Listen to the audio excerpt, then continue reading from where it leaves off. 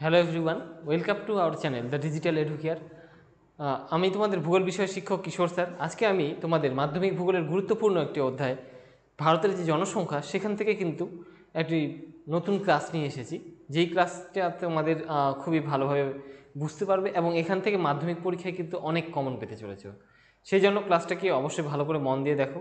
আবার যারা ভবিষ্যতে ভূগোল নিয়ে পড়তে যাচ্ছ তাদের ক্ষেত্রেও এই ক্লাসটা কিন্তু ভবিষ্যতে অনেক কাজে দেবে, কারণ এই জনসংখ্যা বিষয়ে কিন্তু এরপরের 11-12-এ কিন্তু তোমাদের আবার পড়তে হবে। সেই জন্য খুব ভালো করে ক্লাসটিকে দেখো, বোঝো। এইবার তোমাদের মাধ্যমিক পরীক্ষায় যেরকম কাজে লাগবে সেরকম তোমাদের ভবিষ্যতে হায়ার স্টাডিজের ক্ষেত্রে উঁচু ক্লাসে গিয়েও কিন্তু তোমাদের এই ভূগোলের এই পার্টগুলো আবার কাজে লাগবে। সেই জন্য খুবই মন দিয়ে দেখো কোন জায়গাগুলো থেকে পরীক্ষায় আসার মতো চান্স রয়েছে, সেই জায়গাগুলো বলে দেবো, সঙ্গে প্রশ্ন বলে দেবো। তো অবশ্যই ভিডিওটি দেখতে হবে, বুঝতে হবে, ঠিক আছে? এবং সঙ্গে সঙ্গে আমার পড়ানোর সঙ্গে সঙ্গে পড়াটাকে কিন্তু কমপ্লিট করে নিতে হবে, তবেই তোমাদের কাজে লাগবে। কারণ আমি যেরকম এখানে পরিশ্রম দিয়ে ক্লাসটি করাচ্ছি, তেমনি তোমাদেরও কিন্তু সময়টা দিয়ে কিন্তু তোমাদের এই ক্লাসগুলো দেখতে হচ্ছে, তাই না? এবার তোমরা যদি ক্লাসগুলো শুধু দেখে যাও, তার সঙ্গে সঙ্গে যদি স্টাডি না করো, তাহলে সেই ক্লাসের কিন্তু কোনো মানে থাকবে না, সেই ক্লাসগুলোর কোনো আর ভ্যালু থাকবে না।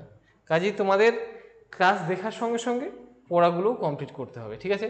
তো ভারতের জনসংখ্যা এখানে প্রথমেই আসে যে জনসংখ্যা, হ্যাঁ, যে আদমশুমারি জিনিসটা বা জনগণনা জিনিসটা কি, বা জনসংখ্যাই বা কি? জনসংখ্যা হলো কি মানুষের সংখ্যা। তো এই জনসংখ্যা বিষয়ে কেন আমাদের পড়তে হচ্ছে? কারণ জনসংখ্যা, মানুষ এমন একটা প্রজাতি পৃথিবীতে যারা সৃষ্টির পর থেকে নিজেদেরকে ডেভেলপ করেছে এবং অন্যান্য প্রজাতির থেকে নিজেকে বেটার করে প্রতিষ্ঠিত করেছে, তাই না? পৃথিবীতে এমন একটা প্রজাতি আছে মানুষ, যেটা সর্বশ্রেষ্ঠ প্রজাতি। তো তাই মানুষের কিন্তু প্রজাতির সংখ্যা কিন্তু, যে মানুষের সংখ্যা কিন্তু বেড়েই চলেছে। আর এই বৃদ্ধির সঙ্গে সঙ্গে অনেক কিছু সমস্যা, অনেক কিছু বিষয় কিন্তু এখন নির্ভর করছে। তাই জনসংখ্যা বিষয় কিন্তু আমাদের একটা সুনিশ্চিত এবং একটা পরিষ্কার ধারণা থাকা দরকার, এবং এটা সম্পর্কে অনেক সচেতনতাও রয়েছে, যেগুলো জানার জন্য বা বোঝার জন্য এই চ্যাপ্টার কিন্তু আমাদের পড়তে হয়, ঠিক আছে? সবার জানা উচিত। তো প্রথমেই আসে প্রশ্ন কি, যে আদমশুমারি কি? পরীক্ষায় যে প্রশ্ন তোমাদের জিজ্ঞাসা করে সেটা হলো আদমশুমারি, বা ইংরেজিতে বলে এটাকে সেন্সাস। সেই সেন্সাস বা আদমশুমারি কি, ঠিক আছে? তো সেন্সাস বা আদমশুমারি কি? ভারতীয় জনগণনা আয়োগ, যে ভারতের সেন্সাস করে আর কি, জনগণনা করে, তারা তাদের কর্তৃক প্রতি 10 বছর অন্তর, প্রতি 10 বছর পর পর ভারতের মোট জনসংখ্যা, সেখানকার নারী পুরুষ অনুপাত, ভারতের জাতিগত জনসংখ্যা, কোন জাতিতে কি গোষ্ঠীর মানুষ, কোন জাতির মানুষ কতগুলো বসবাস করছে, এই সমস্ত ডিটেলস তথ্য আহরণ এবং সংরক্ষণ করাটাই হলো কি আদমশুমারি। তো এই আদমশুমারির ইতিহাস যদি দেখি, ভারতে আদমশুমারি শুরু হয়েছে কিন্তু ভারতের স্বাধীনতার পূর্বে। ব্রিটিশরা প্রথম এই আদমশুমারি স্টার্ট করেছিল। সালটা কত? 1871 সালে কিন্তু ভারতের প্রথম আদমশুমারি শুরু হয়। এবং এভাবে পরবর্তীকালে, স্বাধীনতার পরবর্তীকালে যখন প্রতি 10 বছর অন্তর অন্তর সেন্সাস হতে থাকলো নিয়মিতভাবে, সেইখান থেকে গণনা করার পরে 2011 সালের যে আদমশুমারি ছিল, সেটা ছিল ভারতের 15তম আদমশুমারি। এবং 2011 পরে 10 বছর পরে 2021 সালে আদমশুমারি হওয়ার কথা ছিল, কিন্তু করোনা ভাইরাসের জন্য সেখানে 21 সালের যে সেন্সাস সেটা কমপ্লিট করা যায়নি, এবং সেন্সাসের কাজ অলরেডি চলছে। সামনের বছরেই আমরা নতুন সেন্সাসের ডেটা পেয়ে যাব। কিন্তু এবারে তোমরা যারা মাধ্যমিক দিচ্ছে তাদের জন্য 2021 সালের ডেটাগুলোই পড়তে হবে। তো আদমশুমারি হলো কি? এটা একটা আরবি শব্দ। আদম মানে হচ্ছে মানুষ, আর শুমারি মানে হচ্ছে গণনা, সেখান থেকেই আসছে শব্দটা আদমশুমারি। তো আদমশুমারি হলো মানুষের গণনা। সেখানে কি মানুষের গণনা শুধু নয়, বিভিন্ন বয়স গোষ্ঠীর, বিভিন্ন জাতি ধর্ম বর্ণের, বিভিন্ন বয়স শ্রেণীর মানুষের গণনা এবং তাদের সম্পর্কিত সমস্ত তথ্য যখন সংরক্ষণ করা হয় এবং আহরণ করা হয়, টোটাল যে কাজটা, এই কাজটাকেই বলা হয় আদমশুমারি, ঠিক আছে? তো এই আদমশুমারি জনসংখ্যার সঙ্গে আরও কতগুলো টার্মস আছে গুরুত্বপূর্ণ, যেগুলো পরীক্ষায় খুবই খুবই গুরুত্বপূর্ণ। সেগুলো কি কি? সেগুলো হলো ভেরি ইম্পর্টেন্ট এগুলো। জনঘনত্ব। জনঘনত্ব কী জিনিস? জনসংখ্যার ঘনত্ব কত, ডেনসিটি কী জিনিস, পপুলেশন ডেনসিটি। এই পপুলেশন ডেনসিটি হলো কি, কোনোটা জায়গার মোট জনসংখ্যা, সেটা তোমার গ্রামকে ধরে নিতে পারো সুবিধার জন্য, সেই এলাকার মোট জনসংখ্যা, নারী পুরুষ বাচ্চা বুড়ো সবাইকে, এবং তোমার এলাকার সেই এলাকার বা অঞ্চলের বলতে পারো, সেই অঞ্চলটার মোট ক্ষেত্রফল, অঞ্চলের মোট ক্ষেত্রফল বা আয়তন, আয়তন অর্থাৎ ক্ষেত্রফলে তোমাদের আয়তন বের করতে হবে, তাহলেই যে সংখ্যাটা পাওয়া যাবে, অর্থাৎ মোট জনসংখ্যা এবং সেই জায়গাটার আয়তনের যে অনুপাত তাকে কি বলবে, জনঘনত্ব। এবং এটা কি এককে প্রকাশ করা হয়, জন প্রতি বর্গ কিমি, ঠিক আছে, বর্গ কিমি, এই এককেই কিন্তু জনঘনত্ব প্রকাশ করা হয়। তো এখানে আবার একটা ইম্পর্টেন্ট প্রশ্ন কি হয়, এখানে একটা ইম্পর্টেন্ট প্রশ্ন হলো 2011 সালের জনগণনা অনুসারে বা আদমশুমারি অনুসারে ভারতের জনঘনত্ব কত ছিল, এই প্রশ্নটা আসছে পরীক্ষায়। এই প্রশ্নটা কি, তাহলে প্রশ্নটার উত্তর কি, উত্তর হচ্ছে ভারতের জনঘনত্ব 2011 সালের হিসেব অনুসারে ছিল কি 382 জন প্রতি বর্গ কিমি, ঠিক আছে, বর্গ কিমি। এখানে ভারতের মোট জনসংখ্যা হলো 2011 সালের হিসাব অনুসারে ভারতের মোট জনসংখ্যা হলো 201, ঠিক আছে, 201 কোটি, এবং ভারতের যে মোট ক্ষেত্রফল সেটা হলো 32 লক্ষ বর্গ কিলোমিটার, ঠিক আছে। তো এটাকে ভাগ করার পর যে সংখ্যাটা পাওয়া যায় সেটা হলো 382 জন প্রতি বর্গ কিমি, আর এটাই হলো 2011 সালের জনগণনা অনুসারে ভারতের জনঘনত্ব, ঠিক আছে। আবার এখান থেকে প্রশ্ন হয় কি, জনঘনত্বের বিচারে ভারতের কোন রাজ্যে জনঘনত্ব সর্বাধিক, তো তার উত্তর হবে বিহার যে রাজ্য আছে আমাদের, বিহার রাজ্যের জনঘনত্ব সর্বাধিক, ঠিক আছে। তাহলে সর্বনিম্ন জনঘনত্ব কোন রাজ্যে দেখা যায়, সর্বনিম্ন জনঘনত্ব দেখা যায় আবার কি, সর্বাধিক মনে রাখবা, সর্বাধিক মনে রাখবা তোমরা, সর্বাধিক, এক মিনিট,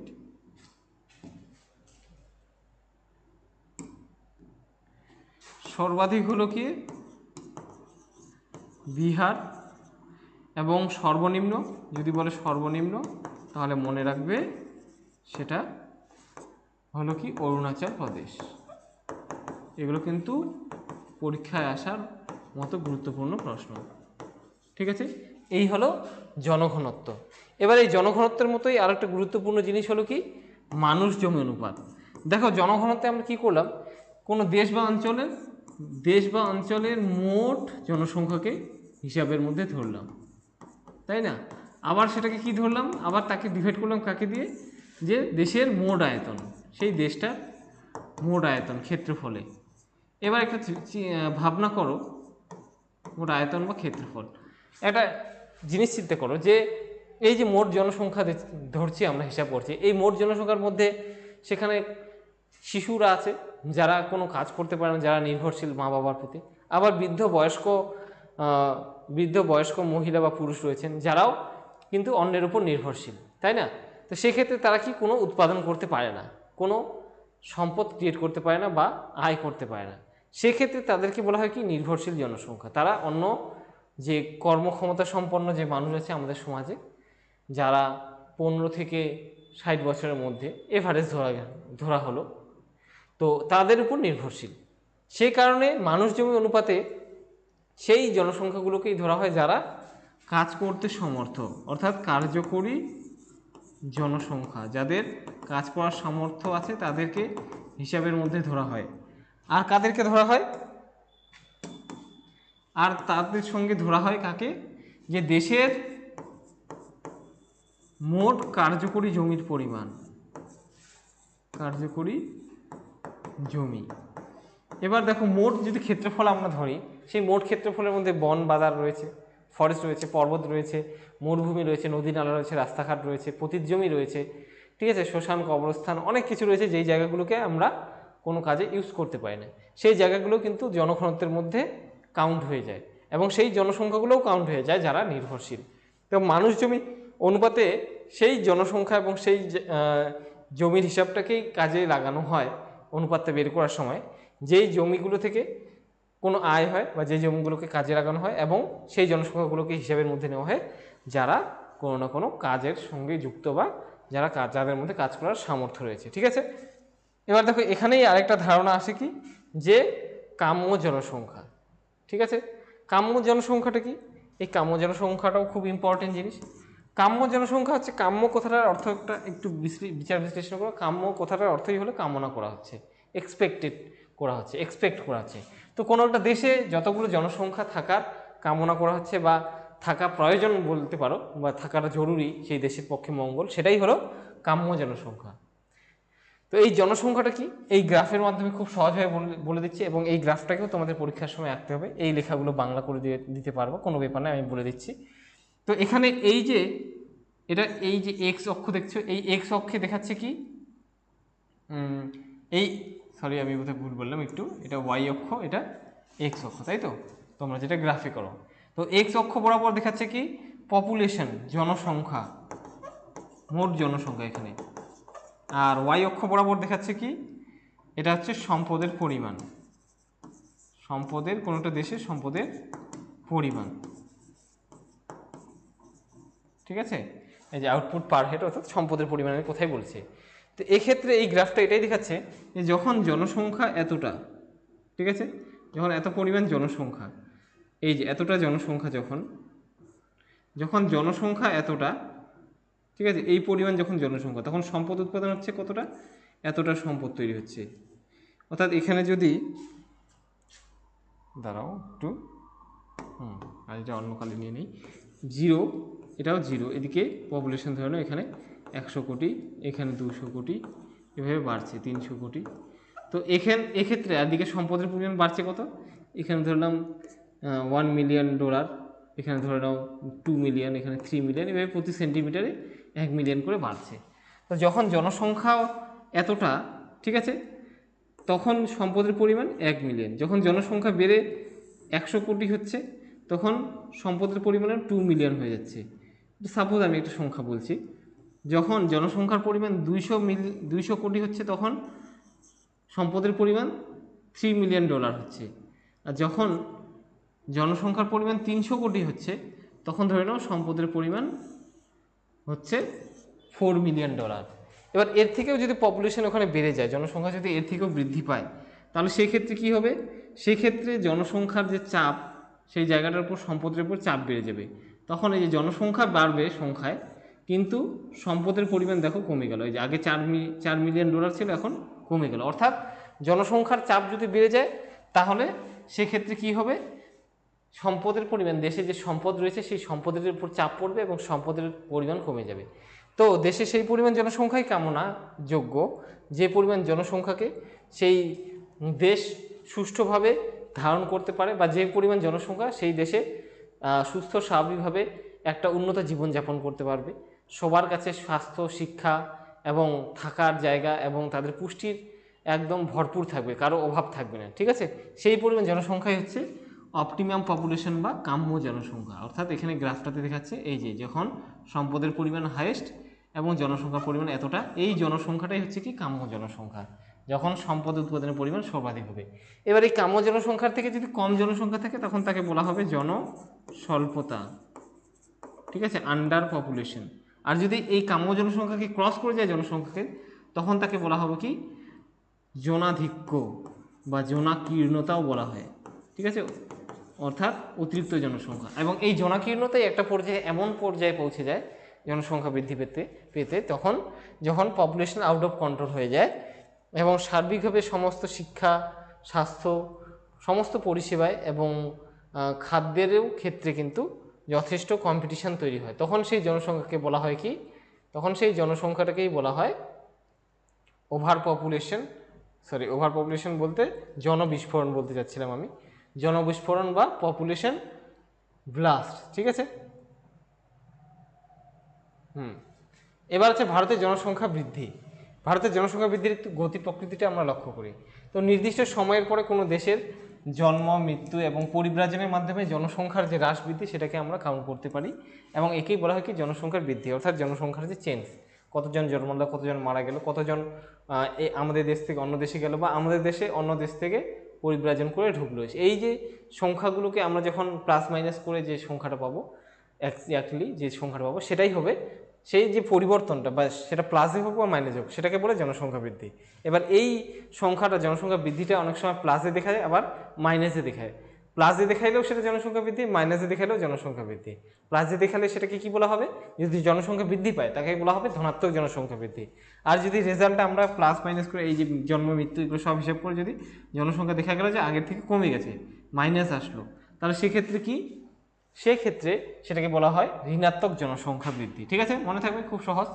তো এখানে আমরা দেখি কি বলা আছে, ইউনাইটেড নেশন জনসংখ্যার বিভাজনের তথ্য অনুসারে 16 জুলাই 2023 যে তথ্যটা দিয়েছে ইউএনের তরফ থেকে, ইউনাইটেড নেশনের তরফ থেকে, যে বর্তমানে ভারত হলো পৃথিবীর বৃহত্তম জনসংখ্যাযুক্ত দেশ, সর্বাধিক জনবহুল দেশ। এবং ভারতের বর্তমান জনসংখ্যা কত বর্তমানে, এই যে 2023-24 ডেটা অনুসারে এটা 142.86 কোটি। ঠিক আছে, আমি বোধহয় জনঘনত্ব একটা জিনিস বলেছি, যে জনঘনত্ব বলার সময় আমি একটু এখনই কারেকশন করে দিচ্ছি, যে সেটা হবে 121 কোটি, আমি 102 কোটি বলে ফেলেছি, মাই মিস্টেক। তো 2011 সালে জনসংখ্যা ছিল 121 কোটি। ঠিক আছে, সেই অনুসারে যে জনঘনত্ব বেড়ে গিয়েছিল সেটা হলো 382 জন, একটু কারেকশন করে নেবে। ঠিক আছে, যাই হোক, তো 2011 সালের আদমশুমারিতে ভারতের জনসংখ্যা ছিল 121 কোটি, 121.02 কোটি। ঠিক আছে, বিশ্বের মোট জনসংখ্যার 17% বেশি কি ভারতীয়, অথচ বিশ্বের স্থলভাগের ক্ষেত্রফলের মাত্র 2.42% ভারতের অধীন। ভারতের যে ক্ষেত্রফল রয়েছে, ভারতের যে আয়তন রয়েছে, তার পৃথিবীর যে মোট আয়তন রয়েছে তার সাপেক্ষে ভারতের আয়তন হলো 2.42%, অথচ ভারতে বাস করে কত, গোটা বিশ্বের মোট জনসংখ্যার 17%। সুতরাং ভারতে যে জমি আছে, যে আয়তন আছে ভারতে, তার উপর কি জনসংখ্যার চাপ প্রচণ্ড বেশি, এটাই বলা হচ্ছে। ঠিক আছে, এবার দেখো ভারতের দ্রুত জনসংখ্যা, এই যে জনসংখ্যা বৃদ্ধি পেয়েছে তার কারণ কি। ভারতের দ্রুত জনসংখ্যা বৃদ্ধি পেয়েছে তার কারণ হলো 1 নম্বর জন্ম ও মৃত্যু হারের তারতম্য। দেখো ভারতের স্বাধীনতার আগে জন্মহার খুব বেশি ছিল, কিন্তু তার সঙ্গে সঙ্গে সেই সময় চিকিৎসা ব্যবস্থার ততটা উন্নতি ছিল না, 1900 সালের ঘটনা। তো সেক্ষেত্রে মানুষের জন্মহার যেমন দেশে বেশি ছিল, তেমন মৃত্যুহারও বেশি ছিল। সেই কারণে কি জনসংখ্যার যে বৃদ্ধি সেটা খুব বেশি হতে পারেনি, কিন্তু যখন দেশ স্বাধীন হলো, যখন চিকিৎসা ব্যবস্থার উন্নতি হলো, তখন মৃত্যুহার খুবই নিয়ন্ত্রিত হয়ে গেলো। মানুষ যে বিভিন্ন অনেক দুরারোগ্য ব্যাধি বা অনেক মহামারীর হাত থেকে বেঁচে গেল, কারণ টিকা আবিষ্কার হতে শুরু করলো। তাই সেই কারণে মৃত্যুহার হ্রাস পেল, কিন্তু জন্মহার মানুষ সেরকমই অশিক্ষিত থেকে গেল, জনসংখ্যা বৃদ্ধি করলো, জন্ম নিয়ন্ত্রণ ব্যবস্থাকে অবলম্বন করলো না, সেই যে কারণে জন্মহার একই রকম থেকে গেল এবং মৃত্যুহার হ্রাস পেল, যে কারণে জনসংখ্যা বৃদ্ধি পেয়ে গেল খুব দ্রুত হারে। ঠিক আছে, গ্রাফ একদম ঊর্ধ্বমুখী হয়ে গেল। দারিদ্রতা, ভারতে দারিদ্রতা অনেক বেশি আছে ভারতে। ঠিক আছে, যে কারণে দারিদ্রতা থাকার জন্য মানুষ এই জনসংখ্যা সম্পর্কে সচেতন হলো না, এবং তারা ভাবলো কি, যে যত বেশি জনসংখ্যা থাকবে তত বেশি মানুষ আয় করতে পারবে সংসারে, তাই জন্য সংসারের ইনকাম বাড়বে, তো সবাই খেয়ে পরে বেঁচে থাকতে পারবে, সে কারণে জনসংখ্যা বৃদ্ধি পেল। দারিদ্রতাও এটা একটা কারণ। ঠিক আছে, এই কারণে বুঝতে পেরেছো। তারপরে এই 3 নম্বর কারণটা তো এখনও দেশে অনেকটাই রয়েছে, পুত্র সন্তানের প্রতি আকাঙ্ক্ষা। তো দেশে জনসংখ্যা বৃদ্ধির পিছনে এটা একটা কারণ, যে পুত্র সন্তানের যে মোহ, ছেলে সন্তানের প্রতি, সে কারণে ছেলের সন্তানের প্রতি আশা করতে করতে, এক বা একাধিক ছেলের আশা করতে করতে একটা ফ্যামিলিতে কি জনসংখ্যা বা ছেলে মেয়ের সংখ্যা বেড়ে গিয়ে মোট জনসংখ্যা বৃদ্ধি পেয়েছে। অর্থনৈতিক ভিত্তি হলো কৃষি। ভারতের যে অর্থনীতি সেটা কিন্তু কি কৃষিভিত্তিক, অর্থাৎ কৃষিকাজের উপর নির্ভরশীল। সে কারণে কি, যে কৃষি পরিবাররা যে রয়েছে তাদের ধারণা হলো যে কি, যত জনসংখ্যা বাড়বে তত তাদের কৃষিকাজের সুবিধা হবে, সেক্ষেত্রে তারা জনসংখ্যাকে বাড়ালো এবং কৃষিতে সুবিধার কথা ভেবে দেশের মোট জনসংখ্যা বেড়ে গেল। তারপর 5 নম্বর কারণ কি, শরণার্থীদের অনুপ্রবেশ। ভারতের সীমান্তবর্তী যে দেশগুলো রয়েছে, যেমন বাংলাদেশ, মায়ানমার, ঠিক আছে, নেপাল, ভুটান, ঠিক আছে, এদিকে পাকিস্তান, এই দেশগুলো থেকে, প্রতিবেশী দেশগুলো থেকে প্রতি বছর অনেক মানুষ, বিশেষত বাংলাদেশ থেকে প্রচুর মানুষ ভারতে অনুপ্রবেশ করে। ঠিক আছে, এবার এরা কি করছে, এরা স্বাধীনতার পর এবং স্বাধীনতার পরবর্তীকালে এবং এখনও দেশে কিন্তু, আমাদের দেশে এই যে শরণার্থীদের অনুপ্রবেশ ঘটে, যে কারণে যে কারণে দেশের মোট জনসংখ্যা কিন্তু বৃদ্ধি পায়। ঠিক আছে, এটা একটা ইস্যু কিন্তু মারাত্মক। এবার যে টপিকটা আসে সেটা হলো ধারণযোগ্য উন্নয়ন বা স্থিতিশীল উন্নয়ন। এই ধারণযোগ্য উন্নয়ন বা স্থিতিশীল উন্নয়ন কি? এটা খুবই একটা গুরুত্বপূর্ণ প্রশ্ন। ঠিক আছে, সাস্টেনেবল ডেভেলপমেন্ট এটা কি জিনিস? এটা এই ধারণযোগ্য উন্নয়ন বা সাস্টেনেবল ডেভেলপমেন্ট শব্দটা প্রথম ব্যবহার করেছেন এভা বেলফোর। ঠিক আছে, এই ধারণযোগ্য উন্নয়নের বিষয়ে ব্রুটল্যান্ড কমিশনের যে সংজ্ঞাটা দিয়েছিল সেটা হলো যে উন্নয়ন ভবিষ্যৎ প্রজন্মের জন্য সম্পদের ভাণ্ডারকে অক্ষত রাখবে, রেখে বর্তমান প্রজন্মেরও চাহিদা মেটাবে, তাকেই ধারণযোগ্য উন্নয়ন বা স্থিতিশীল উন্নয়ন বলা হবে। অর্থাৎ দেখো, ভবিষ্যতে এমন নয় যে আমাদের দেশে জনসংখ্যার যে চাহিদা, যে যে সম্পদগুলো রয়েছে খনিজ সম্পদ বা যেগুলো অপুনর্ভব সম্পদ ও গচ্ছিত সম্পদ, খনিজ তেল, কয়লা, পেট্রোল, ডিজেল, এগুলোর চাহিদা তো হ্রাস পাবে না, দিন দিন বৃদ্ধি পাবে। কিন্তু এমন যদি হয় যে আমরা অবিবেচনামূলকভাবে ব্যবহার করছি, তাহলে সেই সম্পদগুলো ফুরিয়ে যাবে অদূর ভবিষ্যতে এবং ভবিষ্যৎ প্রজন্ম চলতে পারবে না। সেই জন্য এমনভাবে উন্নয়ন করতে হবে যাতে আমাদেরও উন্নতি ঘটে, ভবিষ্যৎ প্রজন্মের জন্যও যাতে সম্পদ বেঁচে থাকে, এবং তার পাশাপাশি আমাদের প্রাকৃতিক পরিবেশ, এই যে পৃথিবী আছে, তার যেন ক্ষতি না হয়। এই সমস্ত দিকগুলোকে মাথায় রেখে যখন কোনো একটা জায়গার উন্নয়ন ঘটানো হবে তখন তাকে বলা হবে ধারণযোগ্য উন্নয়ন। যখন সাস্টেনেবল ডেভেলপমেন্টের কতগুলো গোল বা টার্গেট রয়েছে, সেই গোলগুলো কখন, এই যে দেখো এখানে 17টা গোল দেওয়া আছে। নো পোভার্টি, ঠিক আছে, কোনো গরিবত্ব থাকবে না। জিরো হাঙ্গার, কোনো ক্ষুধার্ত থাকবে না। গুড হেলথ অ্যান্ড ওয়েলবিংস, খুব ভালো স্বাস্থ্যের অধিকারী হবে সবাই। কোয়ালিটি এডুকেশন, খুব ভালো এডুকেশন পাবে। জেন্ডার ইকুয়ালিটি, ঠিক আছে, নারী পুরুষের মধ্যে অনুপাতের মধ্যে সমানতা থাকবে। আমরা তোমাদের কোয়ালিটি এডুকেশন দেওয়ার চেষ্টা করছি এখানে। ঠিক আছে, তারপর 6 নম্বর ক্লিন ওয়াটার অ্যান্ড স্যানিটাইজেশন। ঠিক আছে, তাহলে পরিষ্কার বিশুদ্ধ পানীয় জল এবং স্যানিটাইজেশনের সুব্যবস্থা থাকবে। অ্যাফোর্ডেবল অ্যান্ড ক্লিন এনার্জি, সবাই যাতে সেই এনার্জিটাকে গ্রহণ করতে পারে, ইউজ করতে পারে, সেরকম সৌর বিদ্যুতের কথা বলা হচ্ছে এখানে। তারপরে decent work and economic growth, এবং সুনিয়ন্ত্রিত ইকোনমিক গ্রোথ অর্থাৎ অর্থনৈতিক উন্নয়ন। তারপরে শিল্পের উন্নয়ন। তারপরে রয়েছে ইনইকুয়ালিটি রিডিউস হবে, অর্থাৎ হচ্ছে যে অসাম্যতা, আয়ের অসাম্যতা, সমাজে অসাম্যতা, সেটা দূর হবে। সাস্টেনেবল সিটিস অ্যান্ড কমিউনিটিস, অর্থাৎ দেশের মধ্যে সুন্দর সুন্দর সুপরিকল্পিত নগর তৈরি হবে। আর কি হবে? রেসপন্সিবল কনজামশন অ্যান্ড প্রোডাকশন, আচ্ছা, উৎপাদন এবং ব্যয়ের মধ্যে সামঞ্জস্য থাকবে। ক্লাইমেটের পরিবর্তনের ভিত্তিতে ক্ষেত্রেও অ্যাকশন নেওয়া হবে। তারপরে জলজ প্রাণীর চিন্তা ভাবনা করা হবে। লাইফ অন ল্যান্ড, ভূপৃষ্ঠের উপরে যে পশু পাখি আছে তাদের কথাও ভাবতে হবে। এবং পৃথিবীতে শান্তি এবং বিচার ব্যবস্থা কায়েম থাকবে, স্ট্রং ইনস্টিটিউট থাকবে, আর পার্টনারশিপ ফর গোলস, এবং এই সমস্ত লক্ষ্যগুলো পূরণ করার জন্য বিভিন্ন দেশের মধ্যে পার্টনারশিপ অর্থাৎ সমঝোতা থাকবে। ঠিক আছে, দাঁড়াও, আর দুটোই আছে। আর ভারতের স্থিতিশীল উন্নয়নের রক্ষার জন্য, সাস্টেনেবল ডেভেলপমেন্টের জন্য কি কি পদক্ষেপ নেওয়া হয়েছে? দেখো, 1 নম্বর পদক্ষেপটা কি? জনসংখ্যা বৃদ্ধির হার কমাতে সরকার নানা রকম পদক্ষেপ নিচ্ছে। ঠিক আছে, জনগণের মধ্যে স্বাস্থ্য বিষয়ক সচেতনতা বৃদ্ধি করা হচ্ছে। গচ্ছিত সম্পদের ব্যবহার কমিয়ে পুনর্ভব সম্পদের ব্যবহার, পুনর্ভব সম্পদ যেমন সৌরবিদ্যুৎ শক্তি, যেগুলোর কথা বললাম। তারপরে ব্যাটারি চালিত গাড়ি, এগুলোর ইউজ করার কথা বেশি বলা হচ্ছে, এবং এগুলো বৃদ্ধি করার জন্য সরকার বিভিন্ন রকম পদক্ষেপ নিচ্ছে। জল দূষণ, মাটি দূষণ, বায়ু দূষণ প্রতিরোধের জন্য দূষক সংযোজনের উপর নিষেধাজ্ঞা জারি করা হচ্ছে। বর্জ্য হ্রাসের জন্য পুনর্ব্যবহার, প্রত্যাখ্যান, পুনর্নবীকরণের মতো কিছু পদক্ষেপ নেওয়া হচ্ছে। তারপরে শৌচাগার নির্মাণ, বস্তির সমস্যা হ্রাস, তরল বর্জ্য সঠিক নিষ্কাশনের পদ্ধতি, এগুলো গড়ে তোলার চেষ্টা করেছে। সর্বোপরি শিক্ষা এবং গণসচেতনতা বৃদ্ধির উদ্দেশ্যে নানা রকম পদক্ষেপ নেওয়া হচ্ছে। আর এই পদক্ষেপগুলোর জন্যই ভবিষ্যতে সাস্টেনেবল ডেভেলপমেন্ট বা স্থিতিশীল উন্নয়নটা রক্ষা করা সম্ভব হবে। তো সাস্টেনেবল ডেভেলপমেন্ট বা স্থিতিশীল উন্নয়ন রক্ষার্থে কতগুলো চুক্তি হয়েছে, ইন্টারন্যাশনাল চুক্তি। তো সেই একে আবার বহনীয় উন্নয়নও বলা হয়। ঠিক আছে, পৃথিবীব্যাপী কয়েকটা চুক্তি হয়েছিল, যেগুলো সম্মেলনগুলো কী কী? উল্লেখযোগ্য সম্মেলনগুলো স্টকহোম 1972, নাইরোবি সম্মেলন 1982, রিও ডি